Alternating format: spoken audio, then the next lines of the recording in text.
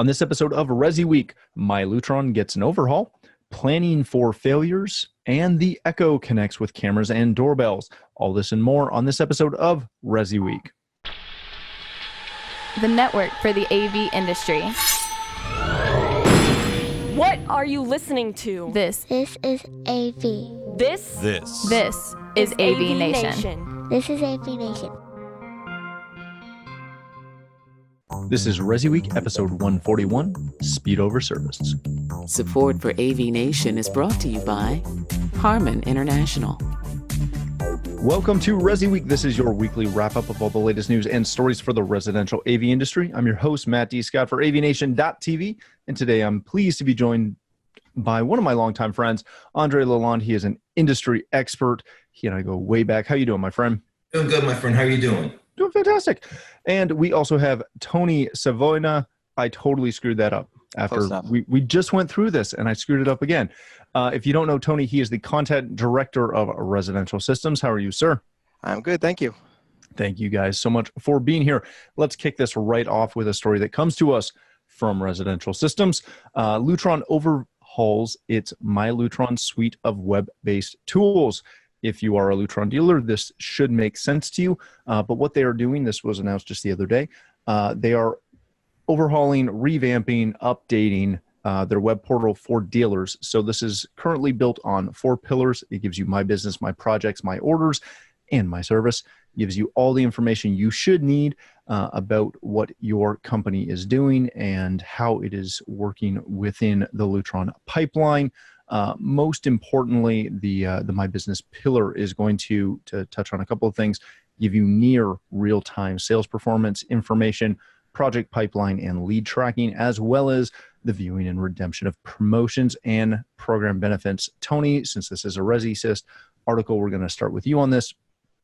This is one of those, dare I say, value add things that a lot of the manufacturers are starting to do, whereas previously, especially if you bought through distribution, you never saw any of this information. You never had access to project information or tracking information or knowing where you were as far as selling. But even the distributors are getting into this game. With Lutron upping their My Lutron backend, how does that in the long run help dealers? I think it's especially for the residential guys who are finding their way into lighting. I think it's a huge help in that it offers them a bunch of tools in areas that they may not be as comfortable as comfortable being in as there are in other places. So it offers them the opportunity to really go get a good look at exactly what the product's offering and what the value is, how they can run it in their own business. And then, of course, on the other side is that there's the monitoring of it, just to make sure everything is, the fact that they could make adjustments without, sending out a truck. It's just, I think it's a huge help for them. Very good. Andre, you probably know a little bit about the Lutron backend occasionally. A little bit. Check it on LinkedIn if you're really curious what I'm alluding to. When you look at this and when integrators look at this, obviously these metrics are supposed to help them run their business, grow their business, etc. At what point does that overshadow the number of places where dealers or integrators or home theater professionals have to go to monitor how their business is running? Hopefully they've got a CMS or something, some sort of accounting software that's telling them where their business is at. Having multiple, manufacturer-based backends, does that cloud the picture? Does that really help them drive their business further? Where is that handoff? It's an interesting question because I think there's a certain part of every relationship, there's clearly a relationship that's wanting to be held by Lutron and their dealers, right? So they're wanting to make that handshake. They're wanting to be able to have that ability of working with you hand in hand. It's about the partnership that they've created with the dealer. Matt, yourself, you are a Lutron dealer, right? So that relationship is absolutely key. And that's something that Lutron has always taken pride and really wants to be able to control that experience. Being said, eventually you are going to need some type of funnel or some type of basically larger site where you can basically get all your numbers from a single Otherwise, you could end up using, 20 different apps, because Lutron, the article also mentioned that they're going to be mobilizing this type of My Lutron moving forward. So Thank God.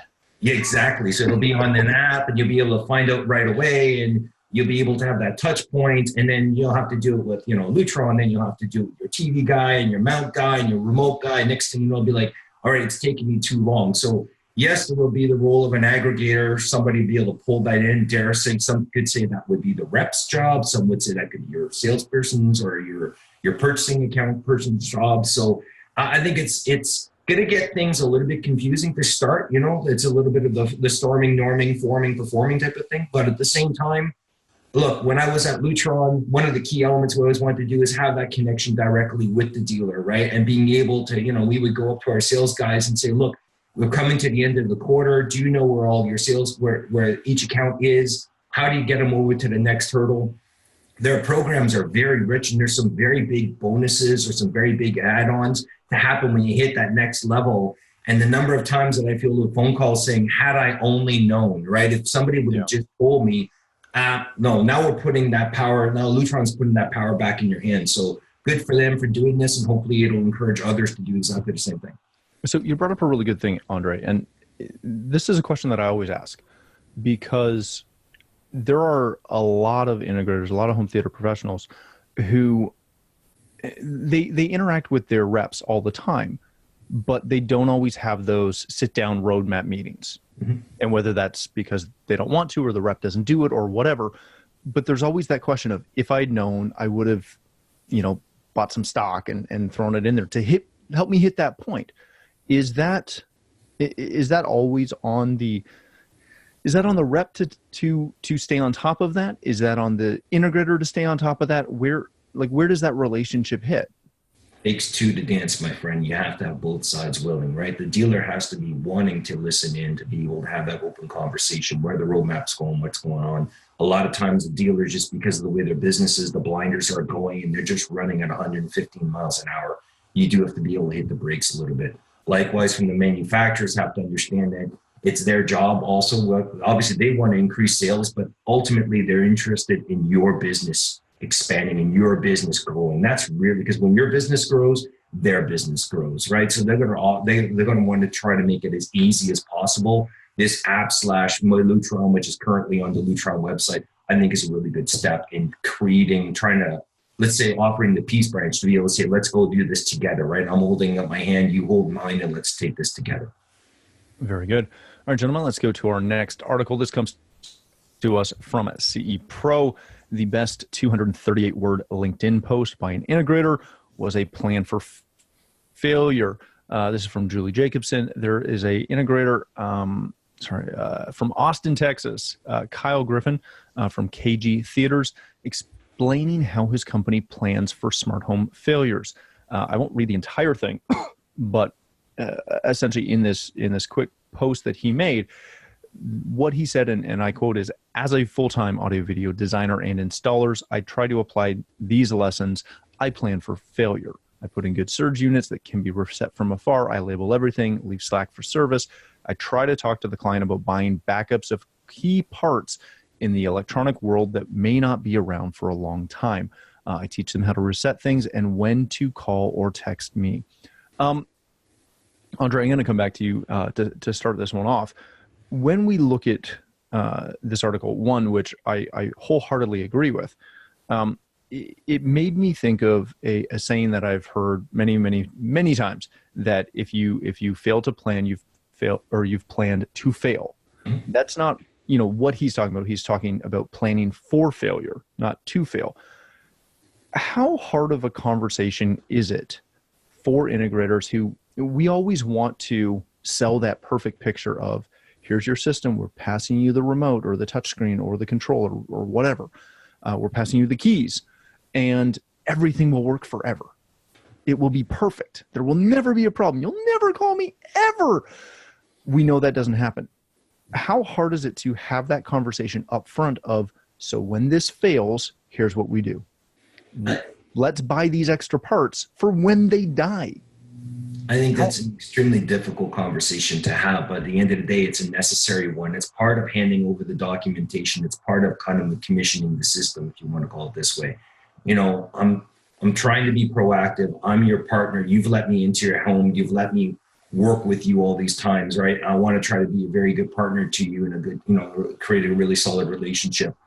But, you know, even Toyota builds a car that does eventually require a recall or something like that. So the reality is, let's plan for failure. Let's be able to, in case things do go wrong, I want to take you through just some quick steps as to what things could be done, how we could better position this in case things go wrong. I'm not planning that, but I think I'd rather be proactive about this than reactive afterwards. You and I both know, Matt, we've been on that side of the fence, right? Getting that phone call of, oh, well, there's a major recall, or there's, oh, what do you mean the remote's not working and the Super Bowl's on in 13 minutes, right? Like, give me a break, right?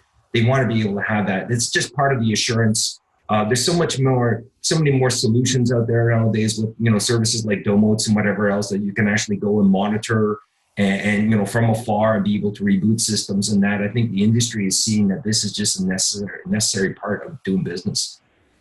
Tony, when you read this story, when you hear where he's coming from, where Mr. Griffith is coming from, this is not an uncommon thing, but too often we all only tell the story in the sales part of that conversation with an end user. We very rarely tell that story of when something dies, when something fails, here's how we're going to approach it.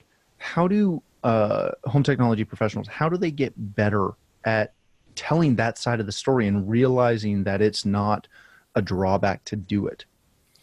I think there's a certain reality that people even come to expect, especially the more high-tech everything gets, that something invariably is going to go down. The remote monitoring is great, and I think that's almost expected now that they can keep an eye on things. But as important as services, I think speed is even more important. So if you're addressing something as simple, and you could tell them, like, you know, if the problem is swapping out a surge suppressor or swapping out a connector somewhere that they could do, and if they keep it on hand, it's likely that they could take care of it themselves in a very quicker than any service person ever could. I think there's an appeal to that there, and you know, easy for me to say. I'm one of those guys with one of those boxes in his garage. It's got every connector from the last 10 years in it, every cable, and it has saved me. It saved me once, like a decade ago, and I remember that, and I have that thing, and that's why I'm not throwing it out. But so I think there is. I don't think it's unrealistic, and I don't think to say that, listen, things will happen. It's going to happen. How you react to it is obviously the difference in service and in difference in how you treat your customers. But I think that, you know, prepping them for that, for the eventuality that will go wrong, here's how we're going to handle that when it does. There's also a level of comfort in there as well, that they know that you expect this. You're not going to be shocked. You're like, oh, we got this. It's all taken care of. Very good. All right, gentlemen, let's go to our last story of the day. This comes to us from The Verge. Amazon is now letting smart cameras and doorbells talk to Echo devices. More smart home devices can now connect to Echo speakers using Amazon's new API. So what that means is essentially you are now going to be able to have a doorbell event source, a motion sensor, and some other programming interfaces that will allow essentially a smart doorbell to ping and play an announcement over all your Echo devices throughout the home, alerting you to a visitor or transmitting a message. Other things that this will support include devices from Ring, which Amazon acquired, as well as August smart locks and more things to come. Tony, I want to come back to you on this. This has been a really big year for Alexa and Amazon in general. When they start doing things like this that look like a lot of the things that we do, as mine triggered, on a daily basis, how, like we talked about this the other day, whether Amazon was a competitor to us yet or not. But when they're doing this, which is really, I know the control system that we use in-house for my integration firm, we've been doing doorbell integration for quite a while. This is now something where I don't need all those interfaces to do it. And half my clients already have Alexas in the house. How close are we to Amazon products being a true competitor to what we traditionally do as HTTPs? I think very close. I think that's the gateway. I think people, they let they're into the house. They get an Alexa, they play around with it. The kids ask it questions. Sooner or later, they get a smart light bulb, and it's like, oh my God, I could turn the light out, on and off from this. And then they stretch that a little further, and they keep going. So now, and then Amazon knows this too, obviously, when they bought Ring and Google and Nest. And so, I mean, they know that this is, they're trying for it. They're looking to control more of the house and more of the area. I think, when you get to the really higher level systems, and I know that, they work with Alexa, and which is important, but I think that's a whole nother level. And there's a level of service that the integrators provide that you're never going to get out of Amazon unless they change their business drastically. So I think as long as the service is there and you're willing to work with the Amazon products and include them in bigger and better, bolder systems, then I think that's the competitive edge that the integrators have over the Amazon. Very good. Andre, when you look at this, is something Tony said I'm going to come back to, but I wanted to ask you this first. Every time they make an announcement, every time they do something, I can't help but draw comparisons to other products and look at it instantly and go, man, that is a serious shot across the bow. Mm-hmm. I can't help but look at, again, every release they do and go, gosh, they are literally coming after everything that we do. Obviously, there's a gap between ultra high end, CD level things and general consumer off the shelf like Alexa and the suite of Amazon products. But are we to the point where, yes, everything that they're doing is a shot across the bow, they're coming at us? Or is it just that they're expanding their capabilities and hoping that we start following along with them? Their goal is to go after mainstream customers, which has historically not been the main audience of the CEDIA type of technology home professional, right? For them to be able to get into mainstream, they have to start pulling in certain projects and certain products and solutions that have been done at the upper end of the pyramid of the echelon, and basically start bringing that information down and that type of systems down. So if anything, what they should be doing, the way I view this, is challenging the dealers to be able to step up their game and move higher up the pyramid and move more into either middle market or into that upper echelon market, recognizing that there is a lot of space that is now slowly, that used to be called the middle market, right? And you've heard me use that term multiple times before, where that is now getting larger and larger and larger and becoming a lot more main or mass stream, right? That's what's happening. It's just a natural transition of time. And therefore, for the integrators to not only remain relevant, completely agree, Tony, you got to move yourself up that pyramid. But let's not also forget that there is a significant amount of work in what's called the do-it-for-me business, right? Yes, these are all DIY solutions. Yes, this is stuff that's now starting to come into mainstream, but it's still way too technically complicated for the average bear. So although the average bear is getting smarter, this is always taking them a step ahead, a step ahead, a step ahead. And by the way, it's getting to a point where people are just going to be like, I don't have the time to do this. I'm just going to pay somebody to do that as well. So go ahead. No. Sorry, I didn't mean to interrupt you. No, so I think you've got a combination of, there's two models that are now coming to play for the typical technology, dealer. You can either look and move yourself up the stream to start really focusing on those jobs, on the more complicated type jobs where they are utilizing these systems and the capabilities and the solutions that are being offered by high-level programs. But at the same time, don't forget that there's a very much larger group of jobs that are being done that are still requiring your assistance, your attention. If anything, that's a great place to start learning, right? Look at it from a training perspective. Let me sidetrack a little bit, but what a great place if I was becoming an ESC, if I was becoming into this industry. That's a great place for me to learn and for me to understand how these things work. And then you can train me on a Lutron, a Crestron, and a Savant afterwards, right? So it's a great training ground to be able to understand in that work, not having to explain it to me anymore because I get it, And now you can show me the ins and outs of the higher end intricate systems. So let me ask you both this. Leaning off what Tony said and what you said, Andre, when we start looking at that separation of either moving up a level to get into higher end systems, more complicated systems, if you're an integrator who's worked that, entry level mid market, you're going to get a lot of pushback going into that upper level because it is more challenging, not to mention the clients as a rule are significantly more demanding. When we start looking at, dare I say, moving down to that DIY, do it with me, do it for me level, that can be a hit to the pride, dare I say, of a lot of home theater professionals who think that they're beneath that. How do you encourage integrators to either A, build a division to do that entry level, easier, DIY level product, but more also, how do you differentiate yourself if you're trying to go up? If you're trying to make that step up, it's not something as just showing up and saying, oh yeah, we're going to bid on that $5 million house. Because you, as a rule, will not have access to the right products or the right solutions to be able to obtain that level. How do you separate yourself between those two areas? I'm going to let Tony answer this one first. Thank you, but okay. Well, I think the DIY area is I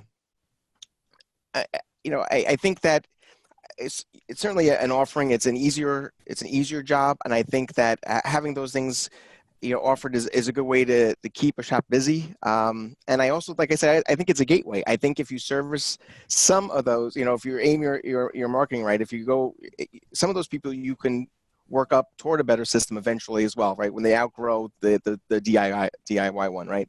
Or even some of your other services, they're just, they just starting to get an idea of some home automation. They have no idea of some of the AV capabilities or the lighting and shades. There's a whole much more space. So I think that's a worthy investment to look down market and see if there's if you could bring that level up. And then, and make the leap back up. As far as, big on the $5 million houses without a steady, we say, Matt, is that looking to make the leap jump up without having any of those systems done already? Is that what you were talking about? Yeah, I think it's probably harder than going the other way. Yeah, I know my company specifically, we've bid against other integrators who respectfully have no business bidding the jobs that they're bidding. And we've won a lot of those projects and we've lost a lot of those projects because, again, there's multiple of reasons behind that. But as someone who's been in the business, whether you're in residential or commercial, and we do see it on both sides, it doesn't take much to realize when someone's out of their depth. The concern I have as someone who kind of follows the bigger picture opposed to just my own integration firm, you very rarely see that company that's trying to make that step up who's not ready to make that step up. They very rarely realize that they're not there yet. And as a competitor, they don't usually like it when I tell them that. So let me offer this. We're at the edges or at the beginning of what's called a white glove economy, right? And this is because the products and the prices are all becoming blurred amongst each other, right? The only real way to differentiate is in that last mile, is inside the home. It's your service, it's your brand, it's your name. Ultimately, at the end of the day, that's the person. That's exactly what the person is buying. Yes, they could be a nice fancy projector, but they're trusting you and the safety of their family inside of their home, right? And while you're in there, it's up to you, Mr. Dealer, to be going after and trying to see where else can I help you, Mr. Homeowner, in any shape or form, right? Whether that be a DIY or a high-end system like a, Crestron, Lutron, Control 4, Savant, whatever you want, pick whatever brand, makes no difference. But to me, that's the most important element, right? And if you're going to go after the DIY, then be the damnest best DIYer in the world. And you're going to be helping everybody, and every grandmother in Arkansas and Ontario, Canada are going to love you because you are the person that they trust with trying to bring them up to, introducing them. Meanwhile, if you really want to focus on that upper end, and you believe you got the chops to go after the upper end, right? Well, make sure that you are prepared to go after the upper end, because as Matt's already stated, when you're going after the big boys, you're going to be playing against some people that know their stuff, and they've been doing that for a long, long time. I've seen also too many projects fail because somebody wanted to take the next step up, right, and force their rep or their salesperson to basically move them up on a product line, and it completely failed, right? And then you have to wonder, Mr. Manufacturer, how did you even allow that to happen? Because ultimately, to get access to certain controlled lines, that decision still does reside with the manufacturer, right? So it's got to be that partnership. It goes right back to a question you asked me about 20 minutes ago, right?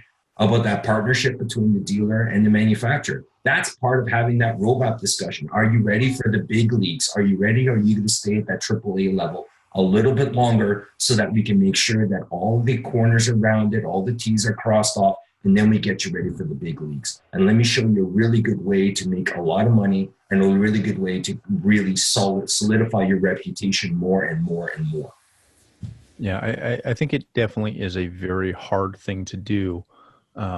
Whether you're making the decision to move down a level to go after some low-hanging fruit, or to make that step up, and it's just a matter of, hopefully you're being cautious about it and paying attention to what's going on around you. All right, gentlemen, that is all the time we have for this episode. Thank you so much for joining us. Tony, if people want to connect with you, learn more about residential systems, where can they do that? Well, they go to residentialsystems.com, or they can follow me on Twitter, which is @ResiSys, RESISYS. Beautiful. Andre, thanks again for joining us. If people want to connect with you, follow your musings, where can they do that? LinkedIn, probably still the best place. Otherwise, I'm also on Twitter at Andre Lalonde. Excellent. Thank you again. For myself, if you would like to connect with me, you can find me on Twitter at Matt D. Scott and pretty much every other social platform. But more importantly, please stop by AVNation.tv, where you'll find this show as well as a wide variety of our other shows with all the verticals that we cover. When you visit the website, please take a moment to check out our underwriters. We are extremely thankful for their support and ask that you support them as well. Thanks again for watching. That's all the time we have for this episode of ResiWeek.